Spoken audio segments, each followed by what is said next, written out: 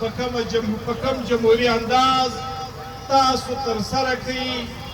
ستاسو د ټولو نه صرف دا چې یوه نړۍ مننه کوو، ورسره ستاسو څخه تمه لرو، امید لرو چې ګرانو ملګرو وطنوالو د دې وطن شخړې، د دې وطن راروان مصیبتونه چې خودساخته عزمونه او ستاسو په مخ کې دي، د دې په خلاف دا مبارزه به نور دوام پیدا کول غواړي.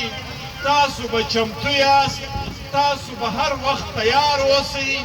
دا چې زموږ په وطن د خونخوارو کمې ارادې دي، کمې سوچونه دي، د دې په خلاف د یو ملي اتحاد او اتفاق په شکل تیاری نیول، دا به زموږ او ستاسو د ټولو په پام کې وي. ګرانو ملګرو، زموږ د نن د دې احتجاج بنیادي څو ټکي دي چې په هغه کې اول هغه ټکی چې د افغان کډوال په نامه دی. ګرانو وروڼو، همدغه سیاسي ملتپاله سیاسي کارکنانو، مشرانو، رهبران ول دا چې په کم چوک کې تر کم تصویر لاندې موږ نن سره ناست یو، دا باچا خان و چې په 88 یو کم 80 کې دا زموږ د لوی کور د وینو تویولو پر دې پلان باندې پر ټول قام غږ وکړي، پر ټول ملت یې غږ وکړي چې ګرانو وطنوالو، ستاسو د وینو د بهولو، ستاسو د تباهۍ او د بربادۍ منصوبې روانې شوې.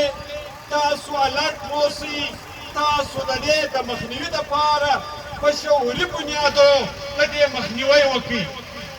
خلکو دې ته پکی وایي، دا ته د دین او د اسلام او د کفر جنگ وویل. باقاعده ریاستونه، پاکستاني ریاست د کوربه په حیثیت نړیوالو ریاستونو حکومتونو د خپلو مفاداتو پر بنیاد باندې دې ته روپۍ، اسلحه، د دنیا هر هغه ساز و سامان چې قامونه او مځکې په تباه کېږي دا راستول شروع کړل. باچا خان یا د ملتپاله ګوندونو ټولو رهبرۍ هم هغه وخت پر دې خپل قام غږ وکړي، پر افغان ملت یې غږ وکړي چې ګرانو وطنوالو، کور مه یله کوئ، وطن مه یله کوئ. خلک تاسو غولوي، تاسو دوکه کوي، تاسو د مهاجر مکې په نامه ځان ته رابولي، خو په تاسو کور ورانوي، وطن ورانوي. پر باچا خان د ملتپاله ګوندونو، پر داسې سیاسي رهبرانو د کفر فتوې ولګېدې. نن 40 کاله بعد چې څرنګه هغه ریاست چې دوی ته یې غالۍ هوارې کړې وې، دوی یې په څټ کې کښېنولي ول، دوی ته یې روپۍ ورکولې، وطن یې په ټکور ټکور تباه او برباد کړي.